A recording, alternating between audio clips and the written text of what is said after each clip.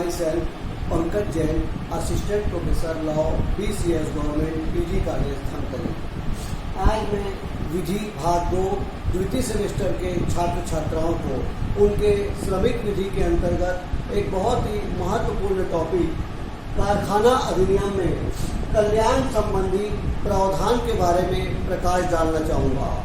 कर्मचारियों के कल्याण अर्थात उनके वेलफेयर के संबंध में कारखाना अधिनियम 1948 में जो प्रावधान बताए गए हैं उसकी जानकारी मैं आपको देना चाहूँगा।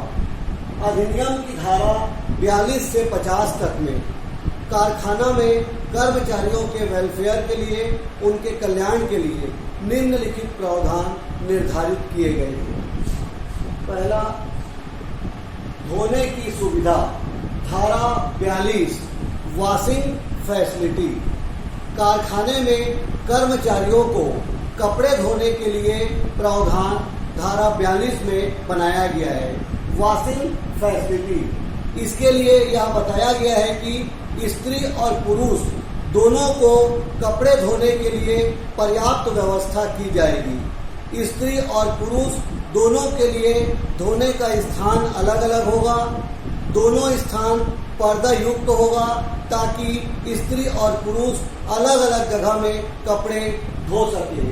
इसके अतिरिक्त कपड़े धोने का जो स्थान होगा वो स्त्री और पुरुष दोनों की पहुंच के अंदर होगा ताकि सुगमता से स्त्री और पुरुष अपने कपड़े को धो सके। इसके अतिरिक्त राज्य सरकार भी मानक निर्धारित करेगी। कपड़े धोने के लिए क्या व्यवस्था की जाए। स्त्री और पुरुष दोनों को कपड़े धोने के लिए एक ऐसा स्थान दिया जाए ताकि वे आसानी से, सुगमता से उस स्थान में कार्य कर सके। तो इसके लिए राज्य सरकार मानक निर्धारित करेगी। हालांकि यही प्रावधान इंग्लैंड में भी दिया गया है। कारखाना अधिनियम इंग्लैंड का जो है 1961, उसकी धारा 57 से 61 तक में 65 तक यही प्रावधान दिया गया है।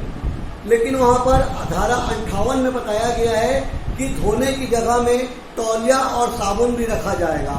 हालांकि भारत के कारखाना अधिनियम में तौलिया और साबुन रखे जाने के बारे में तो नहीं बताया गया है, लेकिन इतना तय है कि कारखाना अधिनियम हमारा स्त्री और पुरुष को धोने की पर्याप्त व्यवस्था देने का उपबंध कराता है। दूसरा, वस्त्रों के संचयन और सुखाने की व्यवस्था, स्टोरिंग एंड ड्राइंग फैसिलिटी। जो गीले वस्त्र है उनको सुखाने की व्यवस्था होना चाहिए। इसके अलावा ऐसे कपड़े जो कर्मचारी पहन के आता है उसको रखने के लिए समुचित जगह होनी चाहिए ताकि उनका कपड़ा चोरी ना हो। कारखाने में आमतौर से कर्मचारी को धोती कुर्ता, पैजामा, पैंट शर्ट, मतलब ऐसे कपड़े जो कि बहुत ज्यादा ढीले हैं, जनरली वो कपड़े पहन के वो काम नहीं करते। ऐसी स्थिति में उन्हें चुस्त कपड़े पहनना चाहिए ताकि मशीन में उनका कोई कपड़े का भाग न जाए।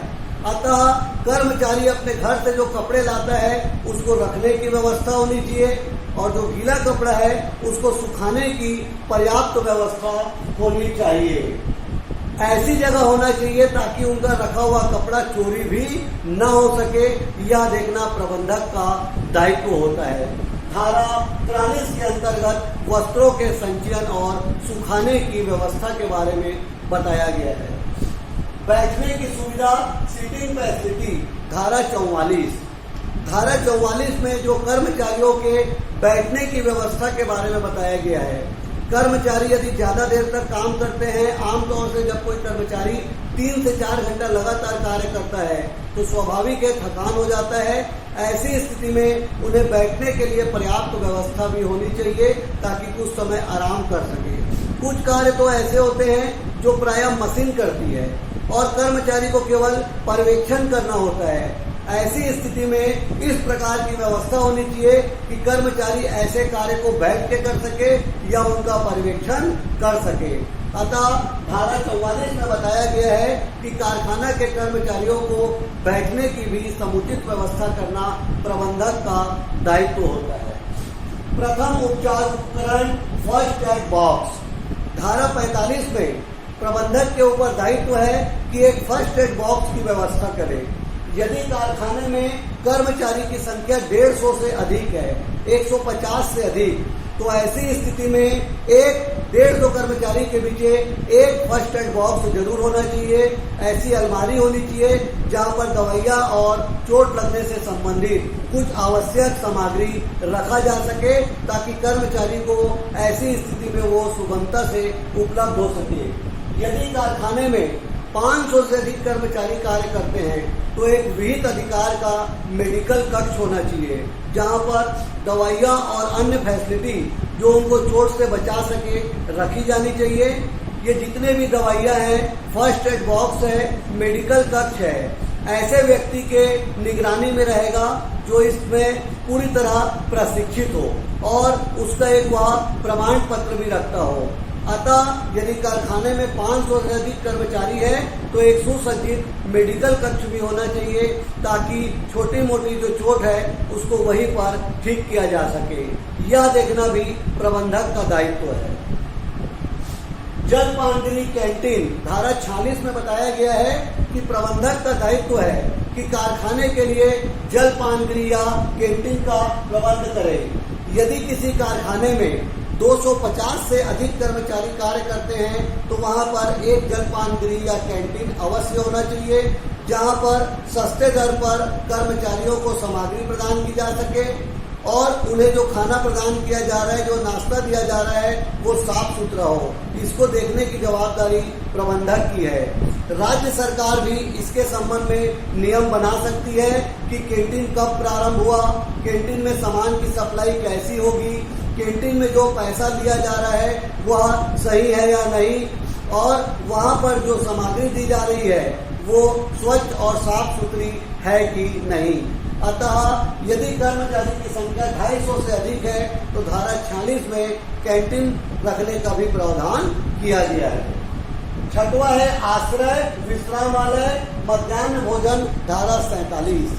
धारा 47 बोलती है कि कारखाने में कर्मचारियों को बैठने के लिए भी आश्रय स्थल होना चाहिए, विश्राम स्थल होना चाहिए, मध्याह्न भोजन कक्ष होना चाहिए जहां पर कर्मचारी खाना खा सके। यदि इस संबंध में बताया गया है कि यदि 150 से अधिक कर्मचारी हैं तो आश्रय विश्रामालय और मध्याह्न भोजन कक्ष अवश्य होना चाहिए, क्योंकि वे खाना जनरली वो कार्य के स्थान में खा लें तो वहां पर जूठन गिरने की संभावना होती है। अतः एक मध्याह्न भोजन कक्ष होना चाहिए ताकि कर्मचारी वहीं बैठकर खाना खा सके और उसके बाद कुछ समय आराम कर सके। अतः कारखाने में 150 से अधिक कर्मचारी होने पर आश्रय स्थल है कि नहीं, विश्राम करने की व्यवस्था है कि नहीं, या मध्याह्न भोजन कक्ष की व्यवस्था है कि नहीं, यह देखना प्रबंधक का दायित्व होता है। इस संबंध में राज्य सरकार भी मानक निर्धारित कर सकती है। उसके बाद है शिशु गृह धारा 48। शिशु गृह की व्यवस्था वही की जाएगी जहां किसी कारखाने में 30 से अधिक महिलाएं नियोजित है। यदि कारखाने में 30 से अधिक महिलाएं नियोजित है तो कम से कम एक शिशु गृह की व्यवस्था होगी, जहां पर महिला अपने 6 साल तक के बच्चे को ले जाकर दूध पिला सके और वहां पर महिला प्रसूति प्रसुविधा अधिनियम के अंतर्गत वहां पर उसे मध्यांतर में या दिन में 3 बार जाकर उसे दूध पिला सके। छोटे बच्चों को रखने के लिए यथासंभव दाई की भी व्यवस्था वहां पर की जाएगी। आमतौर से महिलाएं छोटे बच्चे को पीठ पर लादकर काम करती है, यह व्यवस्था सही नहीं है। अतः 30 से अधिक महिला होने पर कम से कम एक शिशु गृह होना चाहिए ताकि छोटे बच्चे वहां पर दाई की निगरानी में रह सके और जो महिला है काम करने वाली वो काम कर सके। तो इस तरह शिशु गृह की व्यवस्था करना भी प्रबंधक का दायित्व है।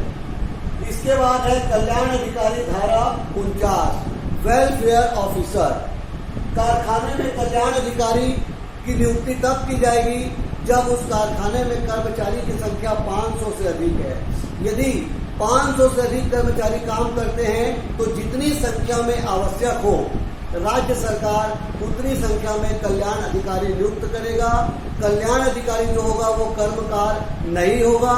कल्याण अधिकारी का कार्य यह देखना है कि कारखाने में श्रमिकों के कल्याण के लिए जितने भी प्रावधान बनाए गए हैं उसका सही तरीके से पालन हो रहा है कि नहीं, कपड़े के धोने सुखाने के लिए सही व्यवस्था है कि नहीं, कारखाने में आश्रय या विश्राम करने के लिए सही व्यवस्था है कि नहीं है, कर्मचारी के लिए फर्स्ट एड बॉक्स है कि नहीं, कैंटीन है कि नहीं, कैंटीन में जो सामान मिल रहा है वो साफ सुथरा है कि नहीं और रियायती दर पर मिल रहा है कि नहीं। अतः इस अधिनियम के अंतर्गत जितने भी प्रावधान श्रमिकों के वेलफेयर के लिए बनाए गए हैं, श्रमिकों के कल्याण के लिए बनाए गए हैं, उनका सही तरीके से पालन हो रहा है कि नहीं हो रहा है, यह देखने का दायित्व कल्याण अधिकारी का होता है। कल्याण अधिकारी की संख्या कितनी हो यह राज्य सरकार तय करेगी और जितनी संख्या में जरूरत हो उतना कल्याण अधिकारी की नियुक्ति करेगी। और अंत में नियम बनाने की शक्ति धारा 50। इस अधिनियम के अंतर्गत प्रबंधक के द्वारा कर्मचारियों के कल्याण के लिए समुचित व्यवस्था की गई है कि नहीं की गई है, कर्मचारी के कल्याण के लिए जो प्रावधान बनाए गए हैं उनका सही तरीके से पालन हो रहा है कि नहीं हो रहा है, इन सब को देखने के लिए राज्य सरकार को अधिनियम की धारा 50 में नियम बनाने का भी अधिकार दिया गया है। राज्य सरकार इस संबंध में नियम बना सकती है, मानक निर्धारित कर सकती है और उसका प्रावधान करना प्रबंधक के ऊपर बंधनकारी दायित्व आरोपित कर सकती है। इस तरह कारखाना अधिनियम में श्रमिकों के कल्याण, श्रमिकों के वेलफेयर के लिए अधिनियम की धारा 42 से 50 तक में विभिन्न प्रावधान किए गए हैं, जिसमें कपड़े धोने की सुविधा, वस्त्रों के सुखाने की सुविधा, कर्मचारियों के बैठकर आराम करने या मशीन वाला कार्य को बैठकर करने की सुविधा, फर्स्ट एड बॉक्स की व्यवस्था करना, मेडिकल कक्ष की व्यवस्था करना, जलपान गृह या कैंटीन की व्यवस्था करना, चाहे उस कारखाने में काम करने वाले लोग को ही कैंटीन में नियोजित किया जाए, चाहे ठेकेदार के माध्यम से नियोजित किया जाए।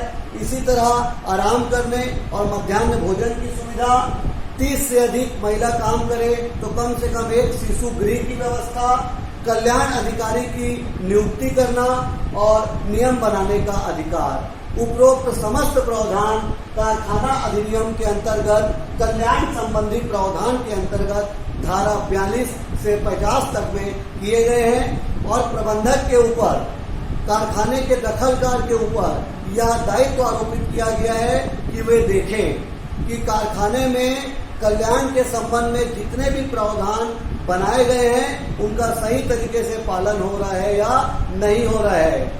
यदि इस अधिनियम के प्रावधान का सही तरीके से पालन नहीं हो रहा है तो मुख्य निरीक्षक इस संबंध में रिपोर्ट देगा और राज्य सरकार इस संबंध में मानक निर्धारित करेगी और नियम बनाने का अधिकार भी रखेगी।